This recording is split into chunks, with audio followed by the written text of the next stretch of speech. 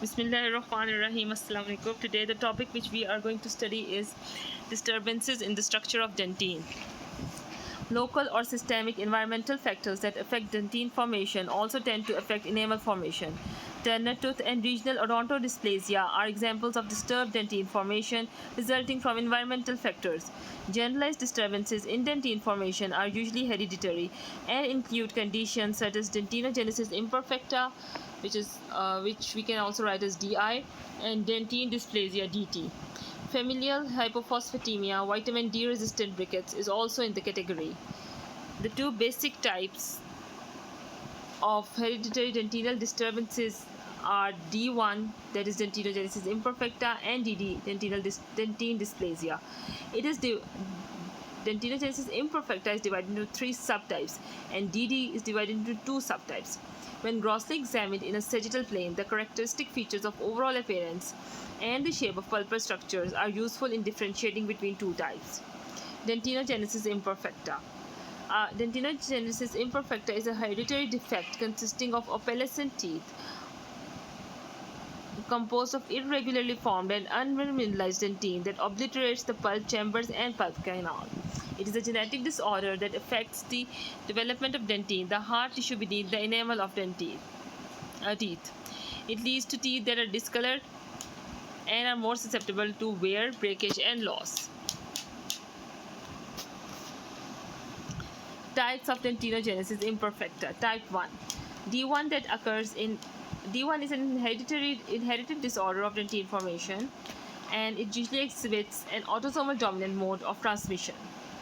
D1 that occurs in patient afflicted with osteogenesis imperfecta, although not all patients with osteogenesis imperfecta exhibit dentinogenesis imperfecta. This type is usually inherited as an autosomal dominant trait, although the teeth have the same opalescent color as in type 2. The patients often exhibit other features of osteogenesis imperfecta, such as having a bluish tint to the sclera of the eyes. Type 2 dentinogenesis imperfecta that is not associated with osteogenesis imperfecta. The common term for this type of dentinogenesis imperfecta is hereditary opalescent dentin.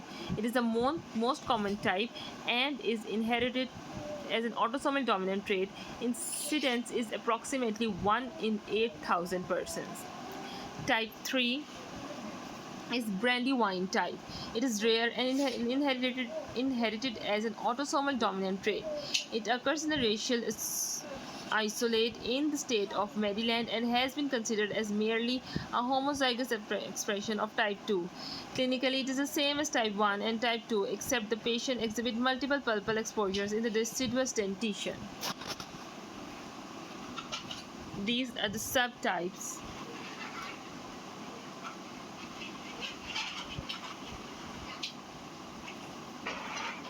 of dentinogenesis imperfecta.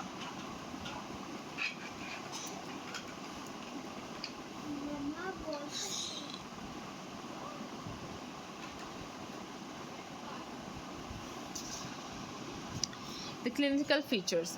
In all the three subtypes of dentinogenesis imperfecta, teeth of both dentitions are affected with variable clinical appearances. The teeth are opalescent with a color ranging from bluish gray to brown to yellowish. The dentin is abnormally soft, providing inadequate structural support to the overlying enamel. Although the enamel is normal, it fractures or chips away easily, exposing the occlusal and incisal dentin. The exposed soft dentin often undergoes rapid and severe functional attrition. Despite the exposure of dentin, teeth are not particularly prone to dental caries. As you can see in this radiographic features, the teeth in dentinogenesis imperfecta subtypes 1 and 2 are similar and exhibit bulb-shaped crowns with constructed cemento-enamel junctions and thin roots. Depending on the age of the patient, the teeth will exhibit varying stages of obliteration of the pulp chambers and pulp canals. The cementum, periodontal ligament, and supporting alveolar bone appears normal.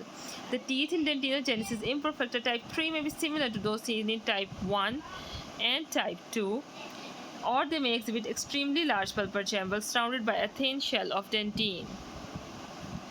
there is radiographic features. In here you can see the crowns are visible and the roots are very thin.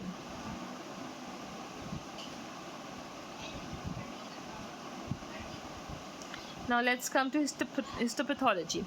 The enamel in the dentinogenesis imperfecta is normal. The mental dentin, a narrow zone of dentin immediately beneath the enamel, remains nearly normal, whereas the remaining dentin is severely dysplastic. Within the dysplastic dentin are focal areas of an amorphous matrix with globular and interglobular areas of mineralization. Here you can see. Dysplastic is when the cell changes its type from the normal cell type. It changes into, for example, if this normal cell type is squamous, it changes into cuboidal or something like that. Okay, so there are globular and interglobular areas of mineralization. As you can see, the arrows. The dentinal tubules are disoriented. They are not in this oriented position. Widely spaced and usually larger than normal. Within the abnormal dentin, entrapped odontoblast and degenerating cellular debris may be observed. The treatment. The treatment of dentinogenesis imperfecta is directed towards preventing excessive loss of enamel and dentin through adhesion and towards improving the teeth aesthetically.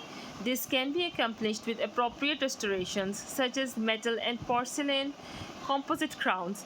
Teeth affected by DI do not make good abutments for partial denture because root fractures may occur from the functional stress. In severe cases, the need for complete denture is almost inevitable. Thank you.